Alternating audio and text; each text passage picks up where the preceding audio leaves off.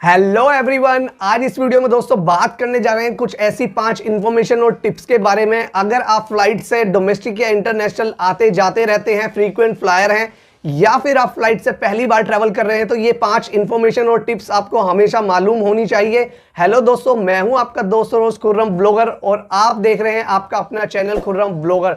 दोस्तों, अगर आप चैनल पर नए हैं, चैनल को फटाफट सब्सक्राइब कर लें, वीडियो को ज़्यादा से ज़्यादा शेयर करें और कोई भी अगर डाउट हो तो प्लीज़ वीडियो पे कमेंट करें।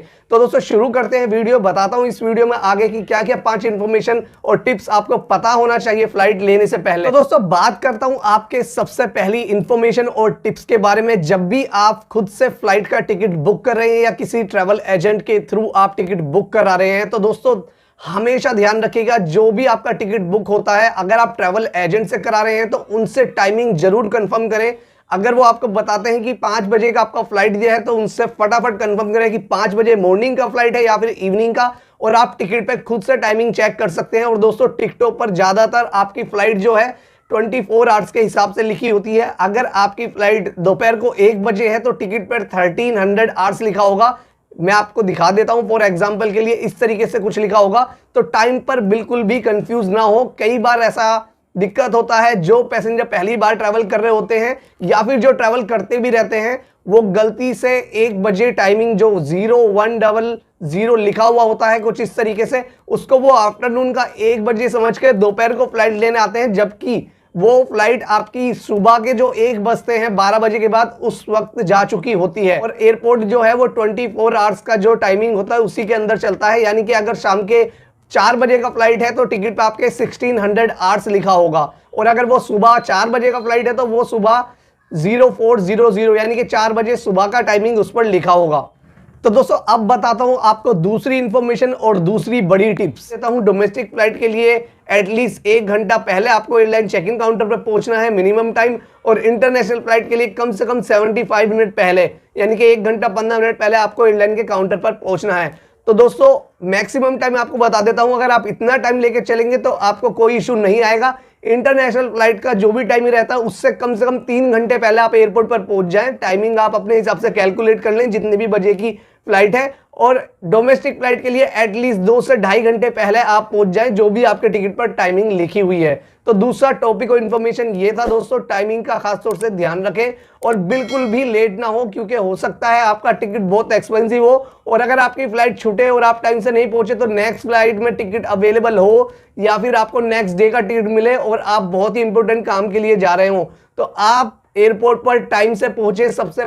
दोस्तों अब बात करते हैं अपनी तीसरी इंफॉर्मेशन और तीसरी टिप्स के बारे में। तो दोस्तों जैसे कि आप सभी लोगों को पता होगा कि आपके स्टेट में कितने एयरपोर्ट है। जैसे कि अगर फॉर एग्जांपल मैं दिल्ली की बात करूं, दिल्ली के अंदर 3 एयरपोर्ट हमारे रन करते हैं, टर्मिनल 1, टर्मिनल 2 और टर्मिनल 3। तीनों एयरपोर्ट से डोमेस्टिक फ्लाइट ऑपरेट होती है और सारी इंटरनेशनल फ्लाइट सिर्फ और सिर्फ टर्मिनल 3 से ऑपरेट होती है। तो अगर आपकी कोई भी इंटरनेशनल फ्लाइट है तो सीधा आपको टर्मिनल 3 पर जाना है। बट अगर आपकी डोमेस्टिक फ्लाइट है, आप ट्रैवल एजेंट से टिकट बुक कर रहे हैं, तो आप अपना टर्मिनल जरूर चेक कर लें, और अगर आप खुद से टिकट बना रहे हैं तो उस एयरलाइन के कॉल सेंटर पर बात करके अपना टर्मिनल जरूर चेक कर लें। तो बहुत जरूरी है, अगर आप किसी ऐसी स्टेट में हैं जहां आपके 2-3 एयरपोर्ट हैं तो आप अपना टर्मिनल जरूर चेक करके तभी एयरपोर्ट के लिए जाएं। ऐसा भी हो सकता है कि आप गलत टर्मिनल पर पहुंच जाए और फिर आपकी फ्लाइट मिस हो जाए और आपको काफी बड़ा लॉस हो जाए। भी स्टेट में दोस्तों 1 एयरपोर्ट है, जैसा मैं आपको बता दूं दिल्ली में 3 एयरपोर्ट हैं, मुंबई के अंदर भी 2 एयरपोर्ट हैं और बैंगलोर में 1 एयरपोर्ट है। आप अपने स्टेट का एयरपोर्ट जरूर जान लें कितने एयरपोर्ट है। अगर किसी भी स्टेट में सिर्फ 1 ही एयरपोर्ट है तो आपको ये चीज चेक करने की जरूरत नहीं है, बट जहां मल्टीपल एयरपोर्ट या टर्मिनल्स हैं वहां पर आप ये चीज जरूर चेक कर लें।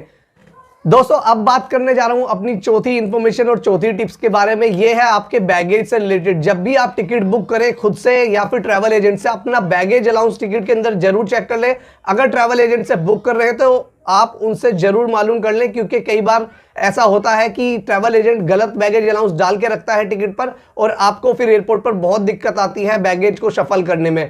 तो मैं आपको फिर भी बता देता हूं, डोमेस्टिक फ्लाइट में एयर इंडिया में आपको 25 kg लगेज अलाउंस मिलता है और 7 kg आपका हैंडबैग है। बाकी अदर एयरलाइन में आपको डोमेस्टिक के लिए 15 kg आपका लगेज बैग होता है और 7 kg आपका हैंडबैग होता है। बट वहीं इंटरनेशनल फ्लाइट अगर आप लेने जा रहे हैं तो ये आपका वेरी करता है आपकी किस जगह ट्रैवल कर रहे हैं इंटरनेशनल। कुछ कंट्री के नाम मैं आपको बता देता हूं जहां पर आपको 7 kg हैंडबैग और 30 kg लगेज मिलता है। जैसे कि दुबई, कतर या फिर सऊदी में आप कहीं भी ट्रैवल कर रहे होंगे तो आपको 7 kg हैंडबैग और 30 kg लगेज बैग का अलाउंस रहता है। वहीं अदर कंट्रीज में अगर आप कहीं ट्रैवल करेंगे तो आपको अपना लगेज अलाउंस जरूर पता होना चाहिए। अगर आप एयरपोर्ट पर पहले आ गए और आपको लगेज अलाउंस पता नहीं है तो इसकी वजह से आपको काफी प्रॉब्लम हो सकती है और काफी बड़ा अमाउंट पे करना पड़ सकता है।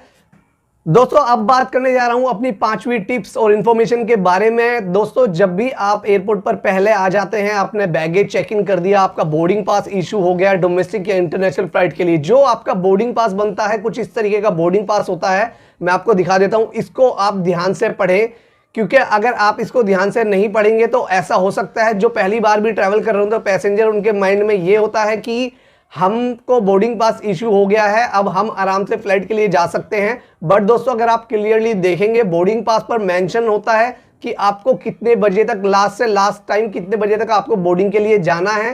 तो दोस्तों जो आपका टिकट में टाइम होता है वो आपका फ्लाइट का टेक ऑफ टाइम होता है, उससे 20 या 25 मिनट पहले या 15 मिनट पहले आपको बोर्डिंग गेट पर जहां से फ्लाइट में बैठते हैं, बोर्ड करते हैं, वहां पर जाना जरूरी है। कई बार ऐसा होता है कि आपको बोर्डिंग पास मिल गया, आपका बैगेज चेक इन हो गया, बट जब आप फ्लाइट के लिए जा रहे हैं तो आप फ्लाइट पे सिर्फ 5 मिनट पहले या फिर 10 मिनट पहले पहुंचे हैं और एयरलाइन आपको मना कर देती है कि सर आप लेट आए हैं, बोर्डिंग पास पे मेंशन है आपको 15 मिनट पहले बोर्डिंग गेट पे आना है या फिर 20 मिनट पहले बोर्डिंग गेट पे आना है या फिर 25 मिनट पहले। तो बोर्डिंग कार्ड को बहुत ही ध्यान से पढ़ें आप, उस पर आप अपना नाम, सीट नंबर, बोर्डिंग टाइम और बोर्डिंग गेट क्लोज टाइम जरूर ध्यान से पढ़ें।